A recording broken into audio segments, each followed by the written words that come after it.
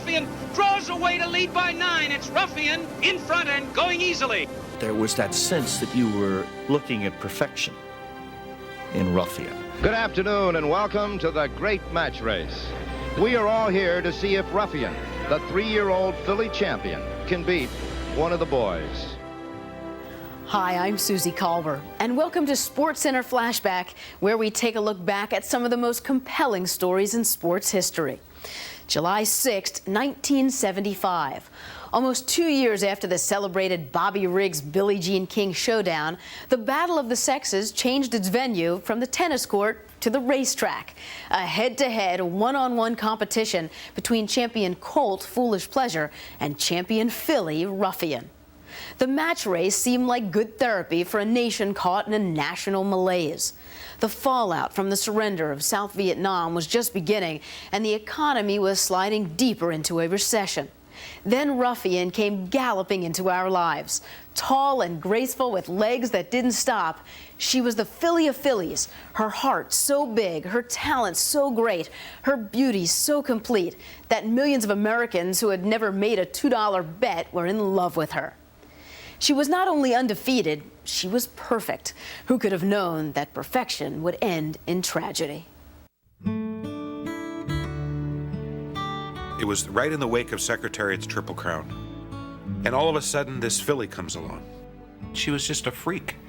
She was unbelievably fast. She was regal looking. She just looked like a queen when she went on the racetrack, like she owned it, and she knew her business, and she was going to do it well. She had a kind of glamour about her. And when she was like in a post parade, she seemed almost haughty. She was like, say, Marilyn Monroe walking the place.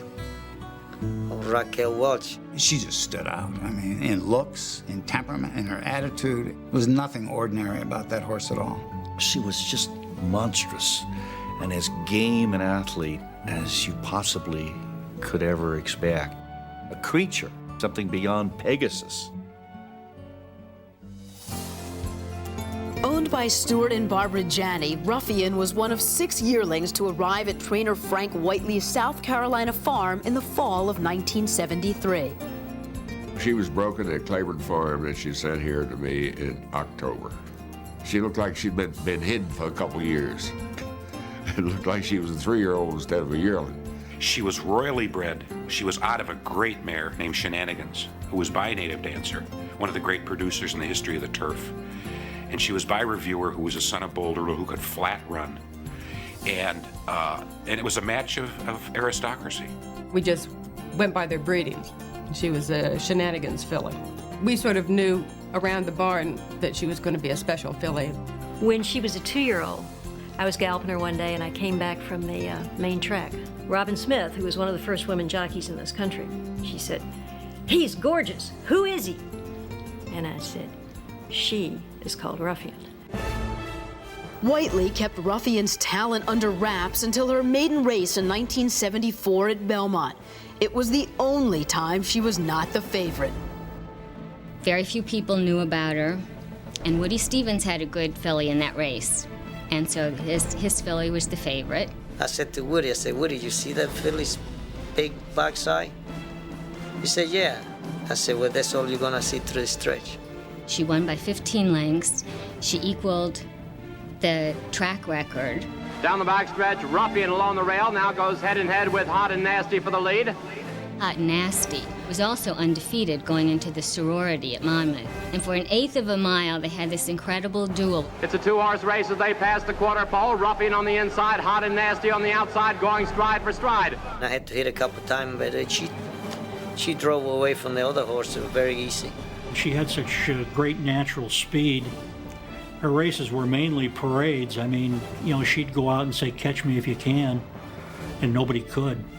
In the spin-away, she made mincemeat of everybody. She went to the lead like that black bullet that she is, made an easy lead and coasted home in blazingly fast time. Ruffian in front by 3.5 lengths. Going easily in front. A magnificent performance. In the stands that day was the trainer Lucien Lauren, who the year before had led Secretariat to his Triple Crown.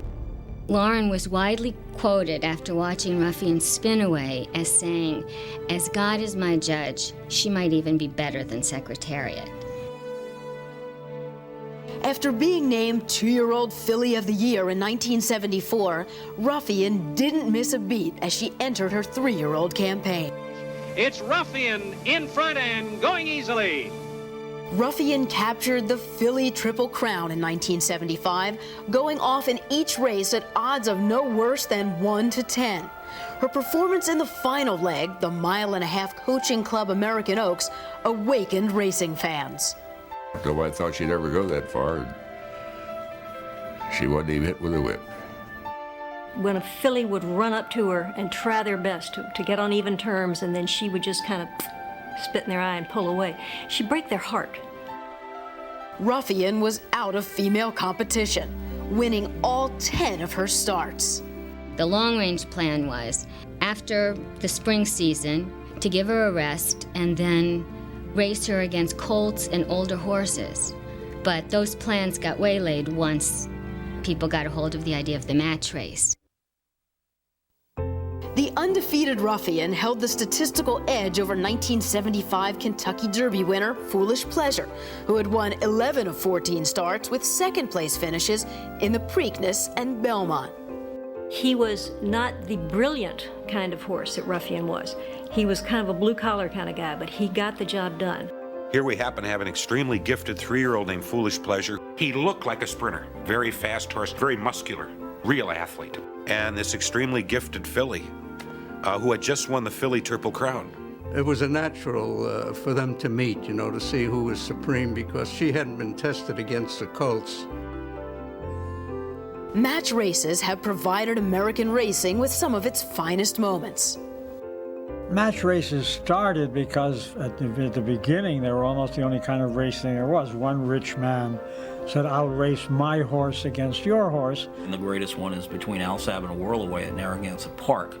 In 1942, people came on trains from as far away as Philadelphia to Rhode Island just to see the race that day. There was that much of a difference between them at the finish line. The Nashua Victory War Swaps was the most exciting sports event I ever saw, even bigger than Mazeroski's home run.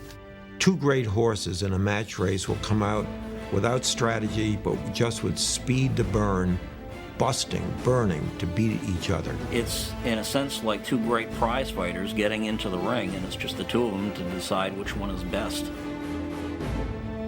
Belmont considered a race between Ruffian, Foolish Pleasure, and Preakness winner Master Derby. The Foolish Pleasure camp decided they didn't want a 3-horse race with those particular 3 horses.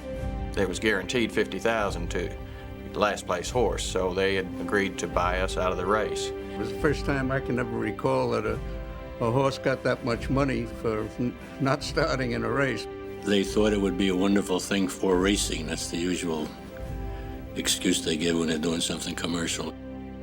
With Master Derby now out of the way, a head-to-head match race was imminent, even if Ruffian's camp had reservations. Frank Whiteley and a lot of people in racing don't like the idea of match races to begin with, because for good horses to go all out for 1.25 miles is exhausting. They kept upping the ante, and Mr. Johnny said, "Frank, we're going to have to do this sooner or later." Thus, the stage was set for an equestrian version of the major battle of the times. The theme that the marketing people hit on for this match race, which is, boy versus girl. This was not long after the Billie Jean King, Bobby Riggs match, so, there was a lot of fun to it as well. The feminist movement was demanding that women be pitted against men. If you were looking for Mrs. Superman, there she was on 4 legs. And with all this stuff going on about feminism, there's our hero. There is less difference between female horses and male horses athletically than there is between a man and woman. She ran with the kind of fire that we assume to be a male characteristic. After she won the Mother Goose, I can remember a very sensible, otherwise sensible horseman, after the race was over, saying, "She got to be a dyke." Dick Young said that the women are beginning to regard this race as a get-even race. They're going to try to get even with us for all the wrongs we've done by having the filly beat the colt. Good afternoon and welcome to the Great Match Race. This is an historic event. Oh, there have been other match races before, as you know. There have even been match races between fillies and colts before, but seldom in modern times has a situation presented itself that does here this afternoon. On July 6th, 50,000 rolled through the turnstiles at Belmont Park, and 18 million watched on television as Ruffian and Foolish Pleasure took center stage. It was not a racing crowd, it was a celebrity-seeking crowd.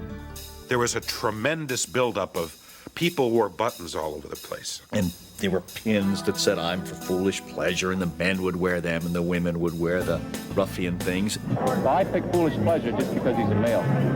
Ruffian because she's a female. I like Foolish Pleasure because I'm a male chauvinist pig. Believe me, the debate was hot. Everybody on the racetrack was fiercely divided, and you either were for her or against her. It was a big commotion on people watching this, filly and a colt compete like that. If you looked at the paddock that day, most people knew each other, and that was really a gathering that day of racing nationally. One jockey was riding both horses, and that was Jacinto Vasquez. And when it came down to choosing, he chose to give up a Kentucky Derby winner to get on the filly for the match race. I thought Ruffian had a better future than Foolish Pleasure in the long run. And the filly we are standing in front is the brilliant Ruffian. It has been breeded around that if there's an Achilles heel, it might be her nerves or her weakness in that area. But as I looked at her before and look at her now, she seems very pacific. Frank Whiteley said he wasn't going to get there 5 seconds ahead of Foolish Pleasure and have his horse have to wait for the colt. So everything that he could control, he had seen to, he had taken care of. I can remember so many times in the time leading up to the race when my father would be on the phone with Frank Whiteley, and he would repeat the same thing, and that was, "Frank, if you think there's anything wrong with this filly, it doesn't matter all these preparations or whatever, we're not running." One of my assistants examined Ruffian and Foolish Pleasure. They were examined, they were passed, there was sound, racing sound. The atmosphere was eerie right before the race. There was a dark mass of thundercloud. I mean, it got almost pitch black. I can remember climbing the steps from the paddock area to where we were going to sit, and feeling that the weight of the world was on us, being very nervous. Those horses are in the gate, we're ready to go, and they're off. Ruffian kind of hit the side of the gate, the left side of the gate as she came out, and straightened herself out. Then they went running. She was doing what we'd expected her to do, which was to go to the lead. Now Ruffian moves up, and Ruffian is taking about a head lead, but Foolish Pleasure is right there with her. I had the backing of Ruffian right against the Foolish Pleasure's shoulder. I was running him about 3/4 of a length in front of him. Some change. Now we're coming up to the first quarter of a mile, and it'll tell about this pace. It is Foolish Pleasure going by. Ruffian has broken down. Ruffian has broken down on the backstretch. This race is over. When she broke her leg, you can hear like you breaking a piece of a stick, like this.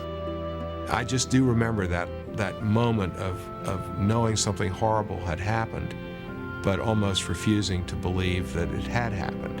She had never been passed on the racetrack, and she kept fighting Jacinto to run, and she won for a while. She kept running after the injury and just drove this nub into the ground. Until the bone was exposed and she was running on a bare bone, and her hoof was actually just hanging attached by some tendons and some skin. I'm looking across, and Vasquez has dismounted from the horse. Vasquez on the backstretch is now beginning to take the saddle off of Ruffian, and let's certainly hope this is not a serious injury. She keep walking in one leg. I'm trying to hold him up. I keep my shoulder against her just to giving some support to keep her walking. And meanwhile, in this absolute eerie silence, Foolish Pleasure had no choice but to finish the race on his own. We're still waiting here for the verification of the extent of the injury to Ruffian, who broke down on the backstretch here in this match race this afternoon. We knew it was pretty bad right away. Nothing can take away the horror of seeing a horse break down. It's like seeing a masterpiece just being destroyed. Dr. Gilman had put an inflatable cast on her, and he walked away from her, and there was blood over his hands, both hands. I said, "Doc, what happened to her?" He said, "Well, the bones were pulverized, and they exploded like a hand grenade inside the ankle, and that's where the blood is from." And I remember saying to him, what's the prognosis? And he said, "Not good." It didn't take me a second to see how badly she was broken down. She actually had a compound fracture where parts of the bones were sticking right out through the back of the skin, and it was bleeding quite a bit.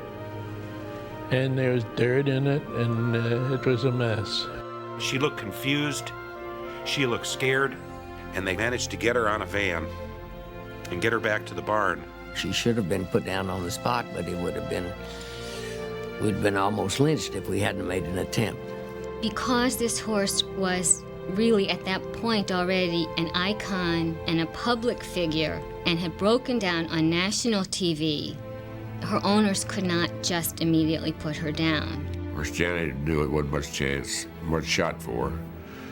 And he said to me, he said, "Frank, we'll have to take a chance, then operate on her." Ruffian was taken to Dr. William Reed's Equine Hospital across the street from Belmont Park. Every attempt was made to keep this filly alive. You put yourself in a position of saying, well, I'll do everything I can do, the best we can do it, but going into it, you know you have no chance. They had put this cast on her, and if she didn't kick the cast off, she might survive. But she was coming out of anesthesia. She had no control over herself, and she was just fighting. That was part of her makeup. She was a fighter. She started running in place, laying on her side, and shattered her elbow into hundreds of pieces. It was like cracked ice. Of course, that was the swan song. We couldn't go any further. Harthill was talking to us out the door. Dr. Reed reached out and grabbed him by the shoulder, and he says, "We're going to do it." At 2:20 a.m., Ruffian was put down. You had this perfect specimen. You had all our hopes of seeing an incredible athletic performance, having seen it in some of her races, and then the opportunity to see it in this match race. And then suddenly it's all ashes. I just remember my daughter, who was about 6 or 7 years old at the time. It just absolutely broke her heart. She was the Titanic going down. She was unsinkable. God, what a tremendous, tremendous sense of just sadness, just terrible, terrible sadness. Ruffian running through the warnings of pain, knowing what she was doing, was not going to give up until she fell over. It was the courage which doesn't make sense, but which we all admire. It was such a shock that people felt like they lost something, and that some part of what they had hoped for or believed in was gone.